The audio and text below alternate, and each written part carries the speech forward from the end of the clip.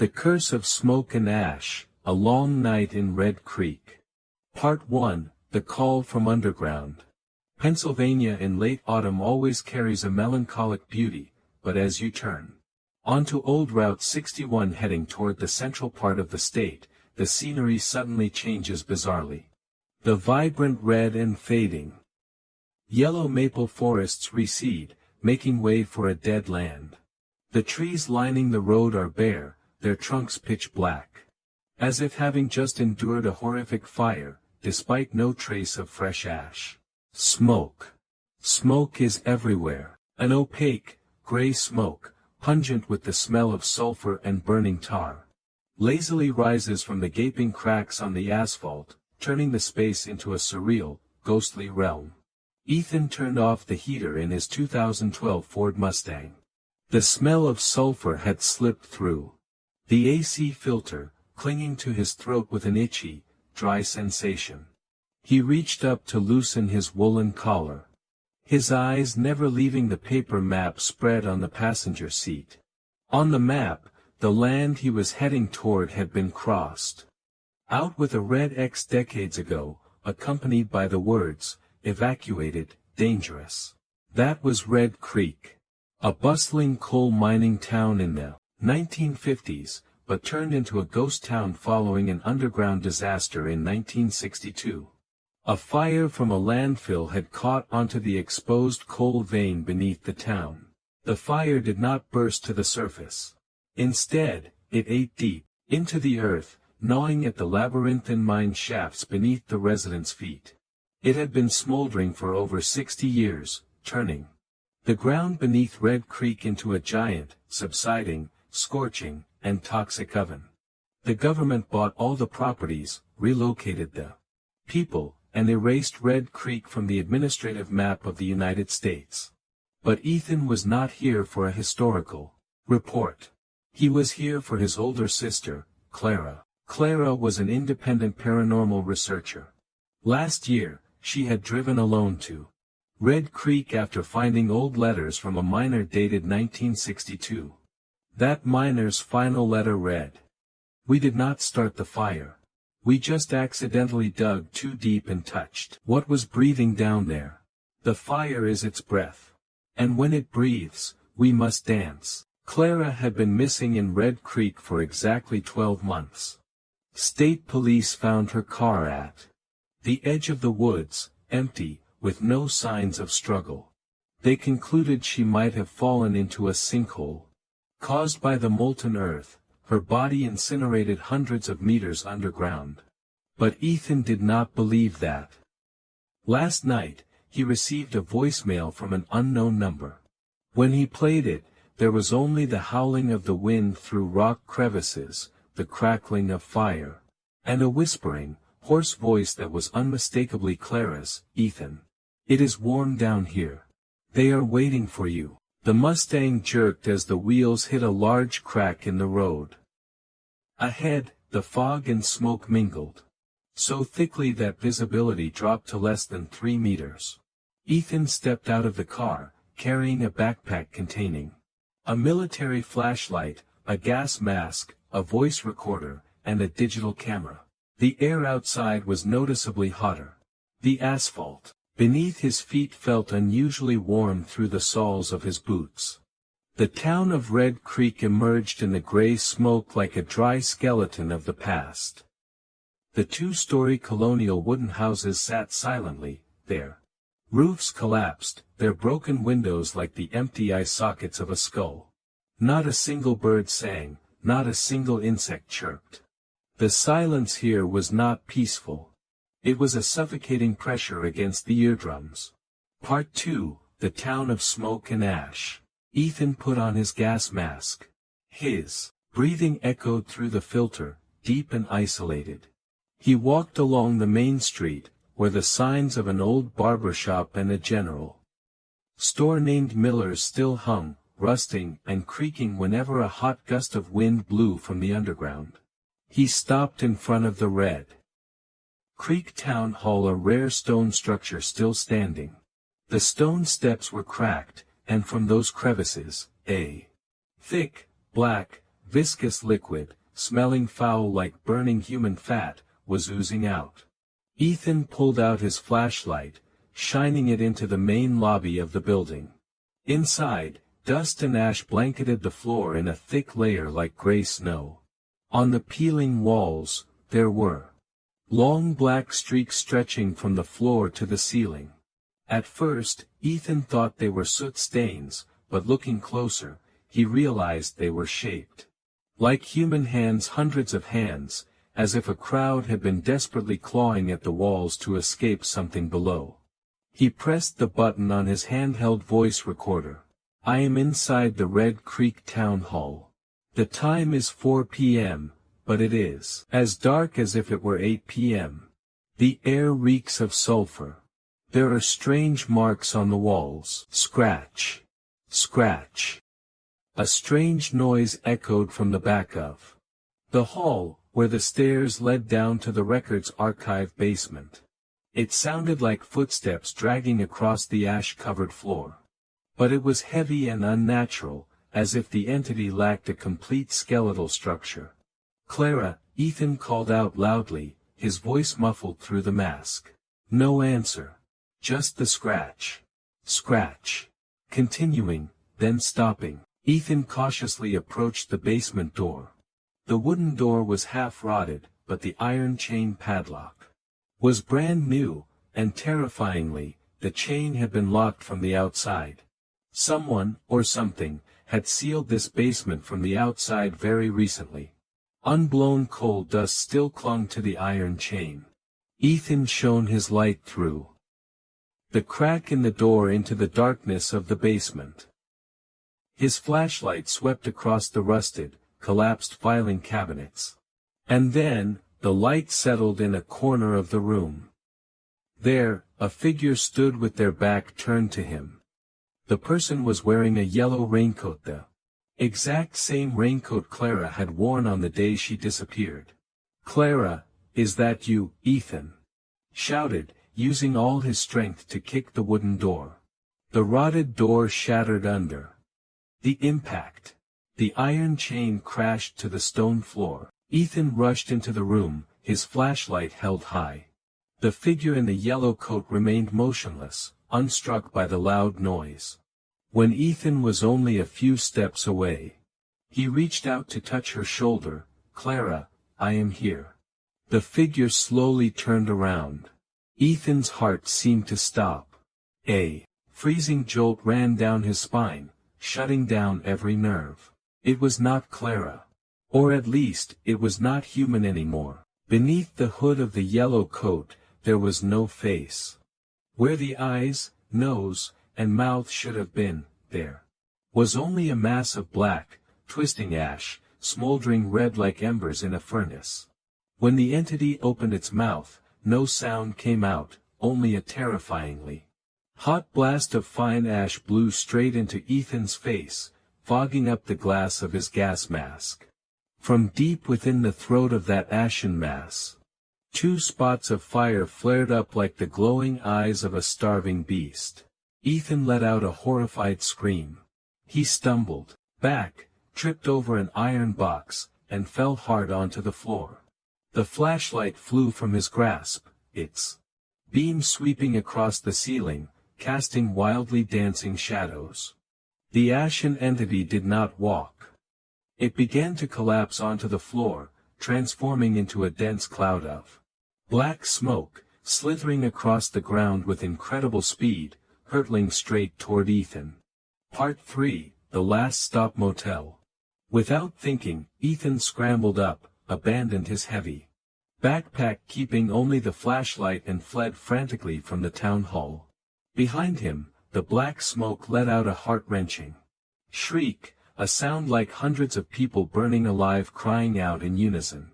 It chased him all the way to the main entrance, but the moment the smoke touched the dim light of the fading twilight outside, it halted, coiled furiously, and retreated into the darkness of the basement. Ethan ran for his life down the main road of Red Creek, his lungs working at maximum capacity, his heavy panting echoing pitifully within the mask. The sky was darkening rapidly. In Red Creek, when night falls, the darkness does not come from the sky. It seems to seep out of the cracks in the earth, mingling with the toxic smoke to swallow whatever is left. The ground temperature was rising. Ethan could feel the heat piercing through the thick soles of his boots, burning his feet. He knew he could not go back to his car now. The fog and toxic smoke out there were too thick, and navigating a road full of sinkholes in the dark was suicide. He needed a shelter for the night. Ahead of him appeared a 3-story building with a shattered neon sign, leaving only a few faint letters, T-E-L-A-S-T-S-T-O-P.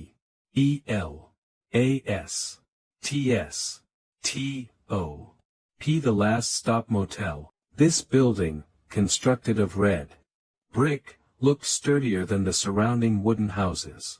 Ethan smashed through the already broken glass doors of the lobby, slammed the inner wooden doors shut, and barricaded them with a large wooden plank. Exhausted, he collapsed onto the lobby floor, tearing off his gas mask to gasp for air which, though still reeking of sulfur, was less suffocating than outside. The motel lobby was covered in dirt and cobwebs. On the reception desk, a guest registry book lay open. Ethan approached it, shining his flashlight onto the yellowed pages. The final entries were dated May 12, 1962, the exact week the town began to evacuate. But as he turned to the next page, the ones that should have been blank, he froze. There were new lines written in a dark red ink, the handwriting scrawled and trembling. They are under the floorboards. They talk to me through the heating pipes. They say the fire does not hurt, only at first. After that, you become part of the song. And at the very bottom of the page, a name was signed with painstaking care, Clara Vance. Clara. Ethan whispered, his trembling fingers tracing his sister's name. She had been here. She was still alive when she wrote this, or at least, before she was driven mad by whatever was in this town. Suddenly, the voice recorder in Ethan's pocket turned on by itself. The hiss of the magnetic tape hissed, accompanied by chilling static. ZZT. ZZT. Ethan. Why won't you come down here? Clara's voice emanated from the recorder. But it was not the tape he had recorded.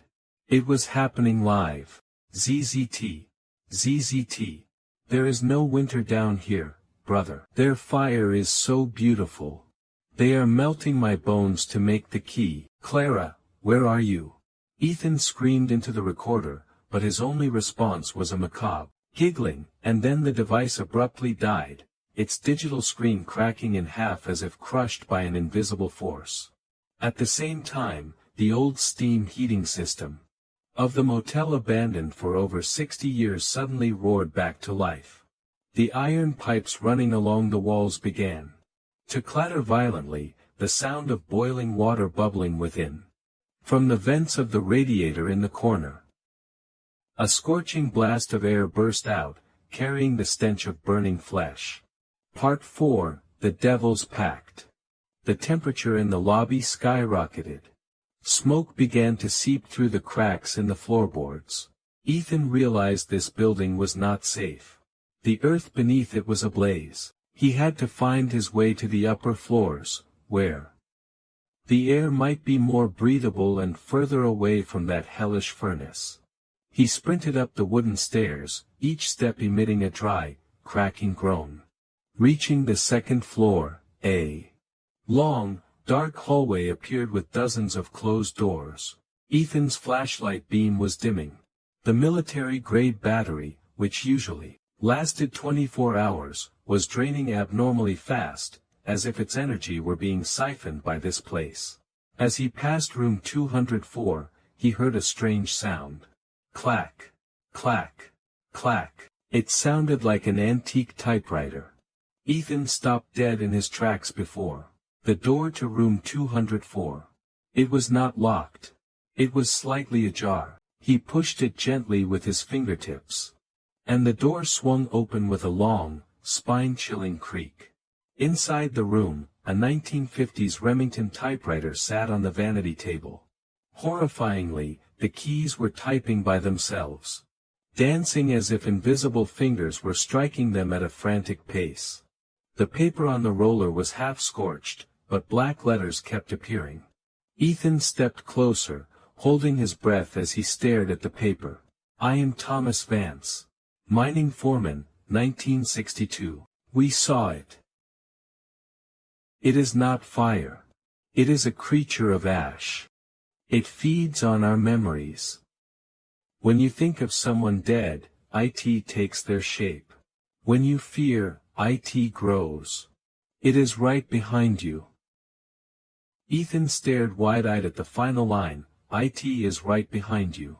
An icy breath in stark contrast to the town's sweltering heat pressed against the back of his neck.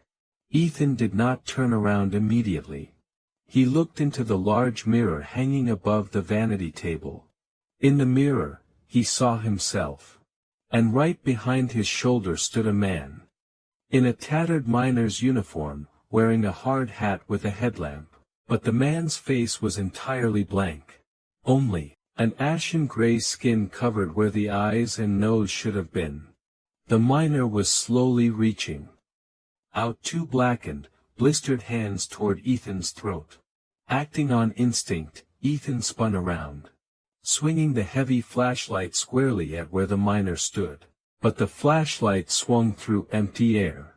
There was no one there. He looked back into the mirror. In the reflection, the miner was still standing there. And what was worse, the miner was grabbing the throat of Ethan's reflection. The Ethan in the mirror began to thrash, his face turning purple, his hands clawing at the air as if truly being choked. Simultaneously, the real Ethan felt his own throat constrict. An invisible force, as strong as steel pincers, was squeezing his windpipe. He could not breathe, could not cry for help. His chest ached as if it were about to burst. "Let go," Ethan gasped, his vision blurring, tiny hemorrhages appearing in his eyeballs. In the mirror, the minor entity began to laugh. Its mouth stretched wide, tearing all the way to its ears, revealing an inside full of burning, red-hot coals, tethering on the edge of life and death. Ethan noticed an old Zippo lighter resting on the vanity table. With a final, desperate effort, he grabbed the lighter, flipped the lid, and struck the flint. A small, blue flame flared up. The moment the flame from the Zippo appeared, the entity in the mirror shrieked in agony. The grip on Ethan's neck vanished instantly. He collapsed onto the floor, coughing violently, greedily gasping in the sweltering air. He realized one thing: this entity was a creature of ash and toxic smoke. It feared pure fire. They were the product of smoldering rot beneath the earth, not true flames. Part 5, The Nightmare from the Deep. Ethan could not stay in this motel any longer. The typewriter had stopped working, but the paper suddenly burst into flames, turning to dust in an instant. He clutched the Zippo lighter like his only weapon, picked up the dying flashlight, and stepped out of the room. But as he stepped back into the hallway, the scene before him had completely transformed. The motel corridor was no longer made of brick and wood. It had become a narrow passage in a deep mine shaft. The walls were black, damp, and blistering rock. The wooden support beams holding up the tunnel ceiling groaned under the massive pressure of the earth above. Beneath his feet was no longer carpet, but a layer of viscous, steaming coal mud. Space had been warped. Red Creek had swallowed the motel, or perhaps he had fallen into its underground labyrinth. Ethan. A soft call drifted from the end of the pitch-black tunnel. The voice was clear, devoid of mechanical static. It was Clara's voice, from when she was still sane. Ethan followed the call, his footsteps splashing in the scalding coal mud. He no longer felt fear. Exhaustion and despair had pushed him past his limits. He only wanted to find his sister, no matter what she had become. The tunnel led him down into a massive cavern. This place looked like the epicenter of the Red Creek disaster. At the bottom of the cavern was a lake filled with a tar-like substance, boiling violently, spitting out brilliant orange sparks.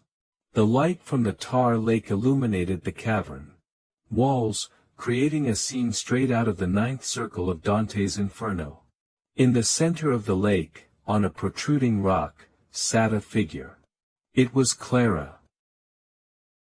She wore her yellow coat, her hair disheveled. But as Ethan looked closer, he realized that the lower half of her body, from the waist down, had fused with the rock and the black liquid below. Roots made of pitch-black coal, writhing like serpents, were buried deep into her flesh, sapping her life force to feed the underground fire. "Clara!" Ethan screamed. He was about to rush down to the lake's edge, but the heat radiating from the black liquid seared his face, and his hair began to curl from the extreme temperature. Clara slowly raised her head. Her face remained intact, but her eyes had lost their whites, replaced by two hollow sockets billowing gray smoke. She looked at him with a gaze full of mournful pity. "Ethan, you should not have come here," Clara said, her voice echoing throughout the cavern, as if the rock walls were speaking with her. "This town is not a place on a map. It is a trap. The thing down here. It has been starving for hundreds of years. The miners' fire in 1962 was just an excuse for it to wake up. I am going to get you out," Ethan yelled, tears streaming down his face, evaporating before they could even roll down his cheeks. "You can't," Clara smiled mournfully. "I signed a pact with it to keep you alive. Last night, when it made me call you, I deliberately left a warning in the motel registry. But you still came." From the tar lake surrounding Clara's rock, ashen creatures began to surface. There were dozens, hundreds of them. There were miners in rusted hard hats, women in 1960s dresses, and even children. All faceless, their bodies composed of necrotic, smoldering coal. They began to crawl ashore, heading toward Ethan with blood-curdling moans. "Join us. Become one with the smoke. Ash knows no pain. Eternal ash." Ethan backed away, striking his Zippo. The tiny flame flickered in the massive space of the cavern. Upon seeing the flame, the ash creatures halted. They roared in fury but dared not advance. However, the Zippo was getting hotter in Ethan's hand. Its fuel was running out. The flame began to sputter and shrink. "Ethan, listen to me," Clara yelled, her voice growing frantic as she saw the creatures beginning to stir again. "This thing feeds on memories and obsessions. It kept me here because I could not let go of Mom's death. It uses my pain as fuel. You have to forget me, you have to erase every memory of me from your mind. If you no longer remember me, it will lose its power over you, and you can escape." "No, I can't forget you, Clara," Ethan wept aloud. He had lost his mother. He could not personally erase his only sister from his mind. "You have to, otherwise, we will both be dry bones dancing in this earth forever." Gray smoke began pouring violently from Clara's mouth. The layer of black ash was invading her body, creeping up to her chest. "Run, Ethan, forget me, live." Part 6, Escape or Assimilation. The Zippo lighter in Ethan's hand clicked one final time and died. The flint was worn out. Darkness and the oppressive heat swallowed him. Hundreds of ashen hands lunged, grabbing his legs, arms, and collar. He felt his body being dragged across the ground, toward the boiling tar lake. An agonizing burning sensation began to eat away at his flesh. He felt himself sinking into the earth. his bones softening under the thousands of degrees of heat. In the moment bordering death, Ethan saw Clara's face one last time. She was crying, but her tears were hot embers falling into the lake. "Forget me." Her whisper echoed in his mind. Ethan closed his eyes. He began to search through his memories. He thought of their house in Ohio, of their childhood days. And then, he deliberately sought out the region of his mind containing Clara's image. He saw her graduating college. He saw her smiling when he gave her her first camera.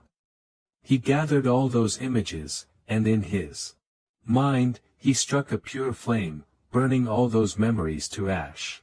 It was more painful than burning alive. It was an absolute void, a massive fragment of his soul being violently ripped away. As Clara's image in his mind faded into a formless white blank, Ethan heard a deafening explosion ring out through the underground space. The ash entity let out an agonizing, furious shriek. The pulling force on his body vanished. The entire cavern, the tar lake, and the deformed creatures shattered instantly like a glass illusion. Ethan felt himself free falling into an endless void. Breathe in. Breathe out. Ethan snapped his eyes open. He was lying flat on his back on cold, hard ground. The sky above him was no longer gray smoke, but the starry night sky of Pennsylvania. The autumn wind blew past, crisp and cool, carrying the scent of pine needles and damp earth. There was no smell of sulfur. No hellish heat. He scrambled to his feet. He realized he was standing at the edge of the forest, right next to the blockade barrier of old Route 61. His Ford Mustang was parked exactly where he left it, the engine off, the keys still in the ignition. Ethan looked into the car's rearview mirror. His face was haggard, his eyes bloodshot, and on his neck there were dark, hand-shaped bruises standing out clearly, as if carved deep into his flesh. He was still alive. He had escaped Red Creek. He opened his backpack and found a handheld voice recorder. Its screen was not cracked like he remembered. He pressed play on the only recording on the device. His voice played back through the filter. "I am inside the Red Creek Town Hall. The time is 4 p.m. There are strange marks on the walls." Then followed a series of long, wind-like hisses. Chaotic running footsteps, and the sound of Ethan screaming a name. But bizarrely, every time he screamed that name, the audio in the tape was drowned out by the clack of a typewriter, making it impossible to hear clearly who he was calling for. Ethan turned off the recorder. He stood frozen, staring down the road leading into Red Creek, which was now completely blanketed by the night fog. He knew he had come here to find someone. Who was that person? A relative, a friend? He could not remember. In his mind, there was a massive void, a silhouette completely obliterated by a scorch mark. He only knew that the person had stayed behind in the earth below, forever turning to ash so that he could stand under this starry sky. Ethan got into the car, started the engine, turned around, and drove away from Route 61. On the passenger seat, the paper map still lay open. The red X marking the town of Red Creek seemed darker, and from the page, a few fine particles of gray ash fell, drifting in the cabin air before vanishing into the void. He never looked back. Because he knew, if he ever tried to remember that lost name, the underground fire beneath Pennsylvania would once again find its way to his heart.